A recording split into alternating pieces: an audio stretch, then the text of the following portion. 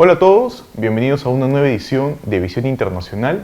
En esta ocasión especial tenemos a un invitado de la Universidad de Guadalajara, quien es profesor e investigador de esta casa de estudios, el doctor Carlos González, quien nos acompaña desde México el día de hoy, aquí en nuestra casa de estudios, la Universidad San Ignacio de Loyola.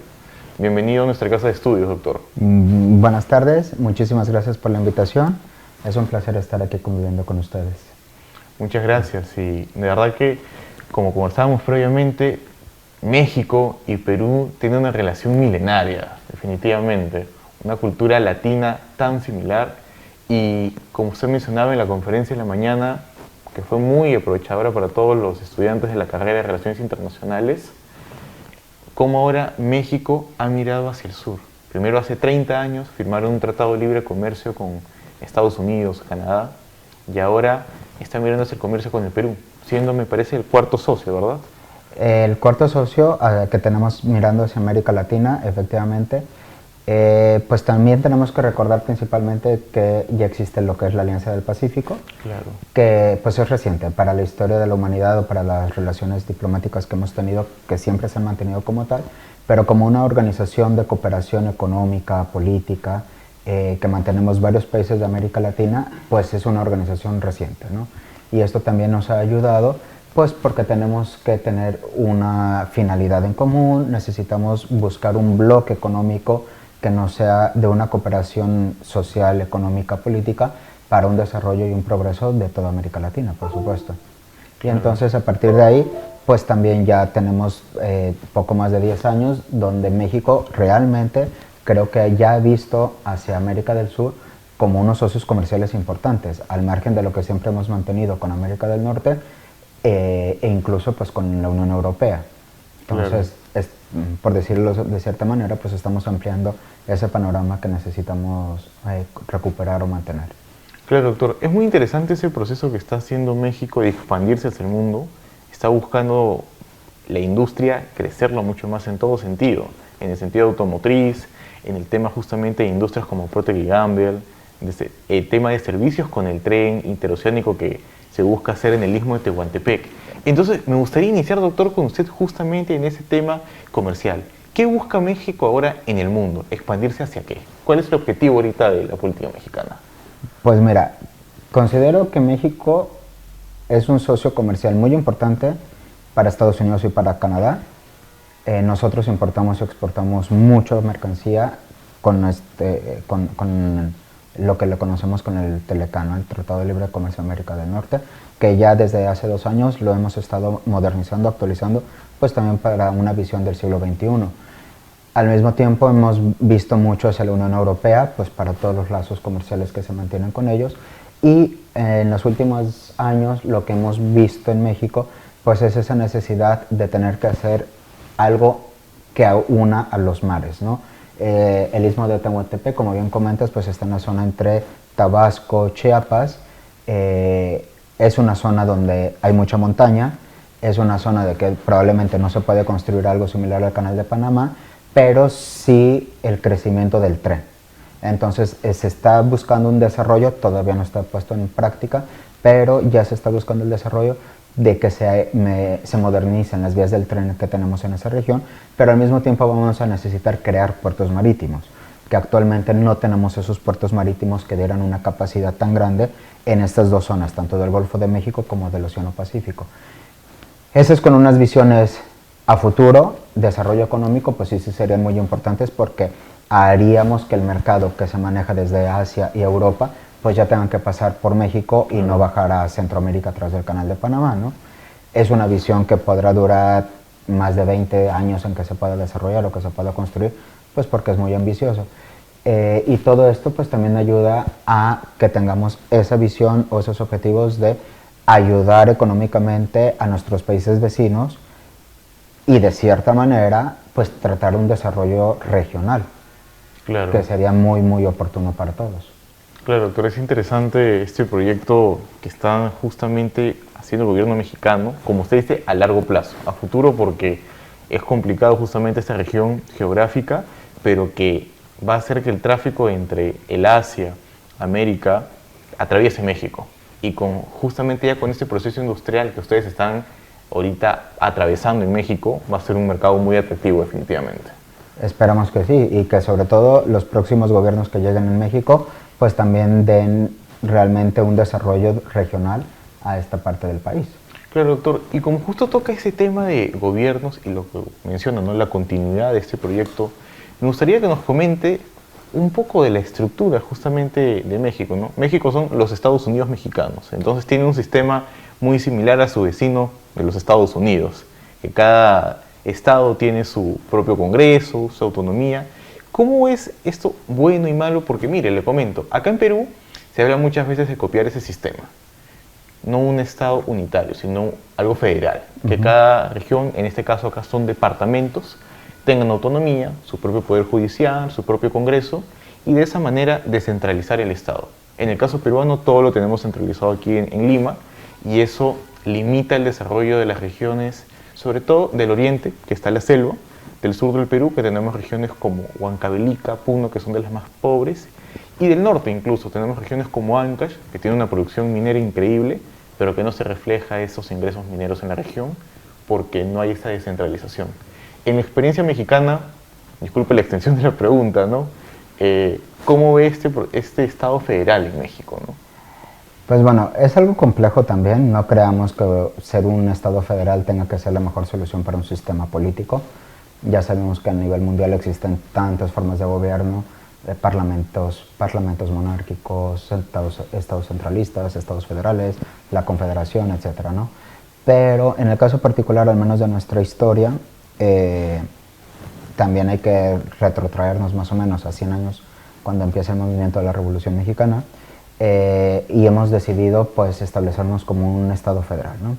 Donde los estados, que al final son entidades federativas, tenemos cada uno nuestras propias constituciones, y donde tanto en nuestra constitución estatal como en la constitución federal señalamos que la soberanía radica en el pueblo y es a través de los municipios. Entonces, administrativamente, los municipios es como que el eje central o la columna vertebral de todo este sistema. Así como en la materia tributaria hay tributos que le pagamos al municipio, hay otros tributos que le pagamos al Estado y hay otros tributos que le pagamos a la Federación. En ese complejo de un sistema tributario que tenemos, de cierta manera, no estamos tan alejados al Perú porque también somos centralistas. Es decir, el municipio, el Estado, le tienen que dar el dinero a la Federación y la Federación vuelve a repartir el dinero. Entonces, en los últimos años sí hemos tenido esas situaciones donde varios gobiernos estatales han realzado la voz para decir que tenemos que redistribuir mejor la riqueza o tenemos que hacernos partícipes de nuestras propias contribuciones que hacemos en nuestras regiones, ¿no? De cierta manera, desde un punto de vista de equidad social, pues es verdad que algunos estados pueden tener mejor recaudación tributaria que pudieran ayudar a otras comunidades, ¿no? Como también sabemos que hay comunidades menos favorecidas. Sin embargo, muchas veces ese dinero no se ve reincorporado a nuestros propios municipios o a nuestros propios estados. Desde un punto de vista de derecho civil o de derecho penal, pues incluso tenemos nuestros propios códigos civiles. Es un complejo de leyes, pero al final casi toda la norma está homologalizada con todos los estados, ¿no? Entonces, las mismas figuras jurídicas que encontramos en un estado las vamos a encontrar con algún otro estado. Se está buscando que tengamos un solo código civil, un solo código penal. Todavía es un proceso de mucho cambio, pero esas ideas de buscar que tengamos un solo código van en contra del Estado federal. Entonces, sí, puede ser más práctico hipotéticamente hablar que tengamos una sola normativa jurídica, pero todo eso va en contra de lo que dicen las constituciones. Entonces, no solamente se trata de modificar o de reformar o de derogar alguna ley, sino al contrario. Tenemos que respetar la parte del derecho constitucional, porque si no, entonces, ¿en dónde está la supremacía de nuestra norma constitucional? Claro. Es una teoría contra otra, es no por decir que si nos modernizamos o nos actualizamos el siglo XXI, significa que tengamos que ser un Estado centralista. No, no es así. Sabemos otros países del mundo que mantienen la federación y han estado muy bien, pero de facto sí hay mucho centralismo en México, pues porque los poderes de la Unión están en la Ciudad de México y ahí se manejan muchas de las situaciones reales del país. Claro, mire qué interesante análisis, porque acá muchas veces se presenta este sistema como una solución al problema de centralización que tenemos en el país, ¿no? Pero usted demuestra de que justamente igual la centralización se mantiene en este caso la capital, porque es donde están los órganos federales de gobierno. Exactamente. Y una consulta, doctor, una consulta justamente para ir a esta parte de las reformas que acá en un momento se plantearon, ¿no? ¿La población mexicana de cuántos habitantes es? Estamos alrededor de 130 millones de personas, 130 millones de mexicanos. Interesante, acá en el Perú somos 33 millones de habitantes, o sea, tienen 100 millones más. 100 millones más. No todos vivimos en el país, Ya. en el territorio como tal. Hay mucha población mexicana, aproximadamente más de 30 millones, mexicanos o que tienen o están en Estados Unidos o en algún otro país del mundo, y muchas veces pues pueden llegar a tener doble nacionalidad, ¿no? Pero la población mexicana en Estados Unidos es muy, muy creciente. Le hago esta pregunta y la siguiente sería, ¿cuándo se fundó la República de ustedes y cuántas constituciones han tenido? Ah, caray, ahora sí. Como tal, México somos independientes desde 1810. Ya. La guerra de independencia se consumó hasta 1821. En ese momento histórico, 1812, Ya. que nosotros presumimos que ya somos país independiente, aunque no habíamos sido reconocidos todavía por la comunidad internacional, está la Constitución de Cádiz. Es una constitución española que es nuestra propia constitución. Ya. Entonces, nos hemos independizado de la corona española, pero al mismo tiempo su constitución de 1812 es nuestra constitución. Entonces, hay que, o sea, si estuviésemos hablando con claridad de una constitución histórica, pues desde 1812 tenemos la Constitución de Cádiz. Ya después vienen algunas otras reformas, vienen como algunas leyes que se hicieron durante el siglo XIX, pero propiamente hacia 1910, que viene la Revolución Mexicana, tenemos en 1917 nuestra Constitución actual. Es una constitución que desde el siglo XX es la única que hemos tenido. Sí se ha reformado, sí se han derogado varios artículos, pero no hemos hecho un nuevo poder constituyente, no hemos creado una nueva constitución. Entonces, propiamente desde 1917 ahora, solamente tenemos una sola constitución. Es interesante, entonces, básicamente han tenido a lo largo de su vida una o dos constituciones. Hay algunas otras leyes de Ya, reforma, algunas que son leyes de la enmiendas. Constitución, exactamente. Ya. Podríamos decir que tenemos casi como unas 4 constituciones desde México independiente. Mire, el Perú se independizó en 1821 y nuestra actual constitución es la del año 93, Sí. que fue en la Asamblea Constituyente del 92. Pero le hago eso porque el Perú ha tenido cerca de 12 constituciones. Entonces, Ok. en el año 79 hubo constituyente, luego en el 48, 50 hubo constituyente. En el siglo pasado también, desde 1821, hubieron las constituyentes. Entonces, cada cierto tiempo había este cambio de constitución, pero muy distinto a la mexicana, porque ustedes lo que presentan son enmiendas. Preguntas comparativas, ¿no?, entre la realidad mexicana y la realidad peruana, que somos una misma cultura latina, semejanzas, pero veo que tenemos problemas similares, pero soluciones distintas. Exactamente, creo que tenemos una visión de formar un gobierno muy diferente por el momento, en el siglo XXI.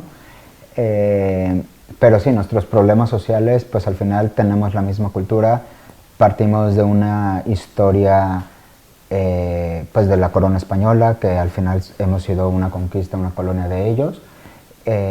Nos unen muchas tradiciones, nos unen muchas costumbres, nos une el idioma, nos une la religión, nos une pues infinidad de cosas que tenemos en común toda América Latina, y pues sí, tendremos que ver una manera de un bloque hacia futuro, hacia cómo construir el siglo XXI.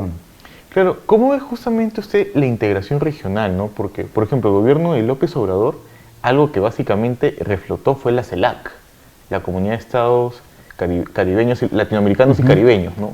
Que era un foro que ya no se utilizaba mucho porque todo estaba más centralizado en la OEA. Entonces, López Obrador y también Lula, en el caso de Brasil, han aprovechado la CELAC para reflotar la integración latinoamericana. ¿Cómo ve usted eso, por ejemplo, esa perspectiva? Pues también, si vemos algunas cuestiones de nuestro gobierno actual, es también que él está recomendando hacer reformas a la Organización de Estados Americanos, ¿no? Yeah. Que es muy importante, porque al final, al ser una organización internacional, pero los fines últimos de la Organización de Estados Americanos son fines políticos. Yeah. No es una integración social, no es una integración económica, Claro. como lo puede ser la Unión Europea o como pueden ser algunas otras a nivel regional en el continente, en el planeta.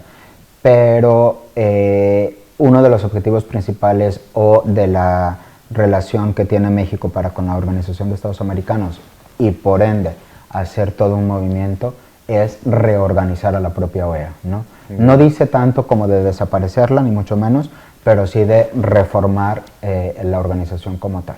Y trata de aliar con muchos países que tengan una ideología similar a la que tiene él mismo, ¿no? Como gobierno. Claro, doctor. Mire, ahorita que menciona ese tema de la integración, lo vea, ¿cómo son las relaciones actuales entre México y Centroamérica, por ejemplo? He visto visitas que ha tenido López Obrador con Bukele. Usted sabe la popularidad que tiene ese gobierno ahorita en América Latina. Entonces, ¿cómo usted ve este acercamiento ahora con Centroamérica, que justamente es de donde se origina mucho esta ola de inmigración hacia Estados Unidos, ¿no? Y uno de los principales desafíos que tiene México? Pues sí, las relaciones diplomáticas, comerciales y políticas que siempre ha mantenido México con Centroamérica, pues siempre han estado unidas de la mano de obra de los trabajadores que tenemos que cruzar de Centroamérica a México y posteriormente de México a Estados Unidos. Entonces es una relación, no tal como proteccionismo, pero sí de una cooperación, ¿no? Es una cooperación que de cierta manera está capitaneada por Estados Unidos. Siempre a Estados Unidos le va a interesar cómo está el desarrollo centroamericano, incluido, ¿no? Como tal, la zona de Yucatán, la zona de Guerrero, la zona de Chiapas, que son parte de México.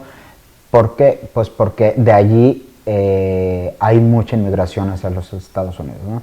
Entonces, pues se busca un desarrollo, pero al mismo tiempo, pues tantos problemas sociales que se tienen en Centroamérica y actualmente en México, pues ha hecho que tanto Estados Unidos al mismo tiempo México frenen más o tratemos de frenar mucho más las fronteras para que la población no pueda emigrar.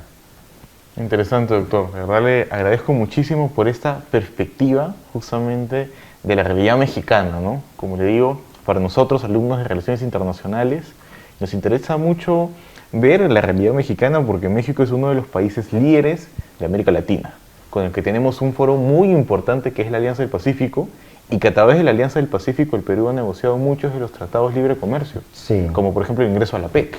Entonces, la Alianza del Pacífico, conjunto con México, ha fortalecido la economía de este país.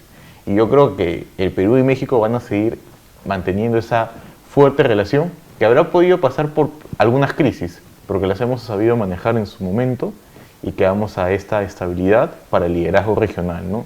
Le agradezco mucho, doctor, de verdad, por habernos acompañado, por haber venido desde las hermosas tierras mexicanas, que de verdad que ustedes tienen el paraíso que les ha dejado los aztecas, los mayas, Cancún, la Riviera Maya, tienen luego la Virgen de Guadalupe, que como le digo es venerada. Aquí muchas señoras, usted va a una casa y va a ver una estampita, una Virgen de Guadalupe. Entonces, su cultura mexicana se ha expandido no solo a Estados Unidos, porque Estados Unidos que es su vecino más cercano y el rey del capitalismo, hay un montón de restaurantes mexicanos y su cultura. Pero ahora también la cultura mexicana está extendida hacia el sur, hacia Latinoamérica, Sudamérica. Mire, estamos a 6 horas y media en vuelo. Más o menos, sí. Que son más o menos en kilómetros como 4.500 kilómetros. De la capital. Y aquí en Lima tenemos restaurantes mexicanos, tenemos Taco Bell, tenemos tiendas mexicanas, va a haber estampitas de la Virgen de Guadalupe, tenemos un poblado que se llama Guadalupe y que tiene una réplica de la Virgen de Guadalupe. Mira, entonces mire las semejanzas que le damos en la cultura latina, ¿no? Perfecto, ¿no? Pues ojalá todos estén bien siendo invitados a visitarnos en México y con mucho gusto, pues ojalá que nuestras relaciones cada vez crezcan más, se profundicen y desarrollemos algo mejor para América Latina. Así será, doctor. Muchas gracias por haber venido a la Universidad San Ignacio de Loyola. Hasta una siguiente oportunidad. Muy bien, gracias. Muchas gracias por habernos acompañado en esta edición y nos estaremos viendo en una siguiente oportunidad.